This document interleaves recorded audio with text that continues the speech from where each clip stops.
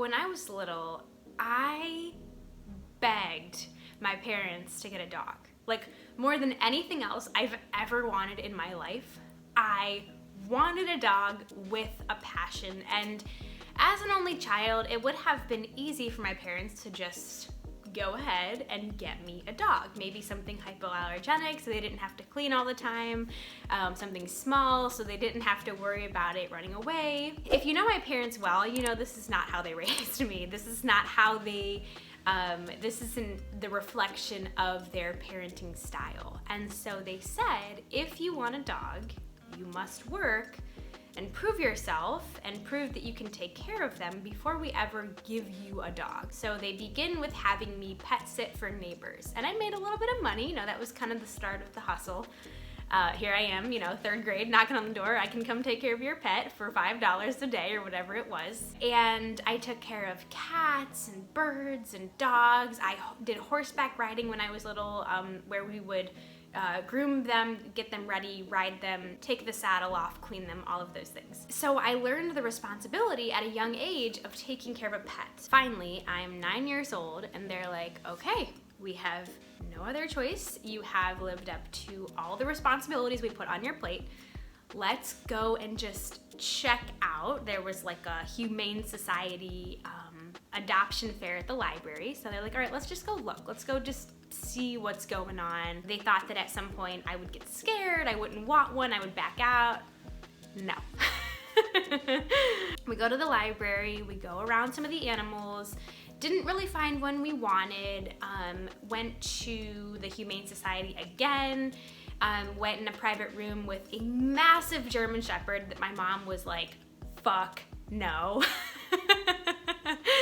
And finally we find the most perfect dog for our family, Shayna, who lived a solid 14 years of just joy and blissful, relaxing, adventurous life with us, which now my parents would admit to you that they could never imagine their life without. It was one of the most impactful memories of my childhood, was working so hard to achieve this responsibility and honor of getting to have a dog who then I went on to take care of with them, you know, for so long. It was such a joyful and gratifying feeling at the age of 10 that I got to work for something that I really truly wanted, instead of them just coming home on Christmas morning and handing me an animal that I couldn't even comprehend what to do with. I'm sure most of you are familiar with diet pills. Diet pills, basically you take them, they make you shit your guts out, and they make you skinny. They make you lose weight. Here's the thing about diet pills. They are a huge money-making industry in the health and wellness field, and they basically give you the instant reward, the instant result, while allowing you to skip the line. And if you take nothing else away from this video and any other video that I make, I want it to be that you understand that happiness and confidence and joy doesn't come from skipping the line. Most of us take diet pills because we want to be skinny. We think that that's the goal to achieve to. We get in the health field, we start exercising and eating well because we want to lose weight and be skinny, because that's what we've been told is ideal for health. And for some people who are maybe medically unstable or morbidly obese and their doctor is coaching them on a health and weight loss journey, maybe that's acceptable. But good and true health isn't about weight loss. It's not about the confidence you get when you become a pant size. It's the journey of bettering yourself and the building blocks and the hard times mentally and physically during workouts and getting enough sleep. It's the journey of building a healthy lifestyle where you get that gratification. You can take a diet pill and it can make you lose weight, but will you actually be happy and confident in yourself because of that? I find the most self-confidence and happiness and self-gratification and being proud of myself in those hard workouts, in getting enough sleep, in the feeling, in the journey of bettering myself. And it's not so much about the end result. When I was in high school, I struggled quite a bit with body image, as most of us do, you know, puberty. I often wished I looked like other girls. I went to high school with so many skinny girls, and I thought my life would be so much easier. I would be so much happier in the person that I am if I weighed that much, or if I wore that pant size. And this is such a classic story. I mean, most of us have these thoughts in our heads often. Me having to work a little harder and prioritize eating vegetables and not eating super processed foods and having to exercise taught me and helped uncover this huge passion for wellness and this obsession of taking the best possible care of myself that I wouldn't have discovered had I been naturally skinny. Being skinny isn't the end result, and most of us think that in order to feel confident in ourselves and happy with the person that we are, we must be skinny. We must be a size 2. And I encourage you and challenge you to take the extra steps to fall in love with the process of becoming a better version of yourself. The process of making good food from home, from prioritizing movement, from getting enough sleep and journaling and figuring out what a healthy headspace is for you, because that journey will give you the confidence and the self-gratification and the happiness that you think comes from a size 2.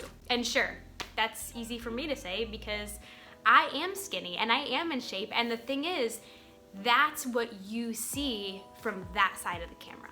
I have worked incredibly hard to get to a place of feeling content with myself, even though I'm not to where I want to be. For you to say it's easy for someone else to say, you don't know what's going on inside of their lives and their minds and their stories, because we can look at people who are skinny and label them as that and say it must be easy for you, or over-examining, but you have no idea the battles that they're facing in their minds. And so it just goes back to the old saying, you never know what someone else is going through, so be kind to everyone.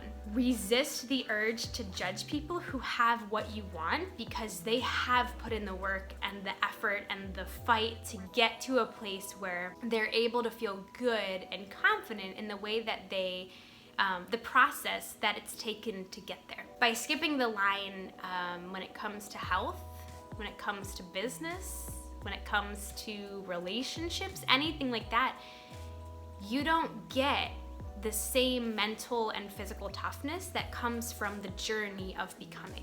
And that's a message that doesn't get talked about, because so many companies make so much money on capitalizing on the insecurities that you have with yourself. In your mind, I want you to picture a company, I know it in my head, who creates an appetite suppressor supplement. Feeling hungry is a hormone. It's a feeling, but it's also a hormone. It comes from your brain. And so why in the world would a company feel that it's okay to tell you that you're too hungry, which is what's making you overweight, which is making them money? Appetite suppressors and diet pills and all of those things should always go through your medical professional, your registered dietitian, your doctor, your physical therapist or personal trainer. You should go to someone who has a good understanding of the metabolism and the hormones, and who can get the extensive blood work that it takes to figure out what actually is going on inside of you. And so I hope that you are asking questions and challenging those products and companies that are trying to tell you there's something wrong with you. I always hesitate to speak on that because it is outside of my box of things that I feel confident speaking on. And I never want to outwardly discredit a company or an association or whatever it is, but I want you to realize you are strong in the person that you are because of what you've been through. And the person that you are might not be the ideal version of yourself. In fact, it shouldn't be, because working towards a better version of yourself is always going to evolve and change so that we have something to look forward to. I don't ever think that we necessarily arrive to a destination of, yes, I'm perfect, I love myself, I'm so happy with the person that I am. It's about the evolution of growing and becoming more wise and more physically fit and more mentally fit. I want you to remember that you do have what it takes to get to a better version of yourself or a higher level without the help of a supplement. or a person telling you you can't. You don't need to rely on anything, frankly, but yourself and your internal toughness to get there. We often, and I do this too, we often discredit our own ability to achieve great things. And I want to just remind you that you're capable of it. It's in there. And if no one has told you that yet, I apologize for being the first, because I feel so badly that so many, especially women that I meet, women and men, are in their 20s and 30s and 40s and are just realizing this. Somebody along the way failed to tell you how strong you are and how capable you are of achieving things that are outside of your comfort zone and pushing yourself. I hope that this is the message that you needed to receive, to remember that you don't have to waste your money or your time on people and products that feel inauthentic to you, and that you as you are, even if it's not a societal way of feeling and looking beautiful, you're perfect. By continuing to work hard at the person you want to be, that's how you're going to get that confidence. That's how you're going to get the happiness. And it's way less of an attractive thought process and journey as these commercials show with the big before and after of a 30-day detox or whatever it is. I want to remind you not to buy into that. I want to remind you to buy into your internal voice that's saying, it's gonna be a long journey. We're in this for the long haul, and it's worth it. I've never discovered happiness taking the easy way out. Maybe this is something that you were like, oh, I was hoping to hear about how a diet pill would help me. It's not the case. I'm looking out for your best interests, and I do care about you as a person. And so I wanna remind you that you don't need anything outside of yourself to grow.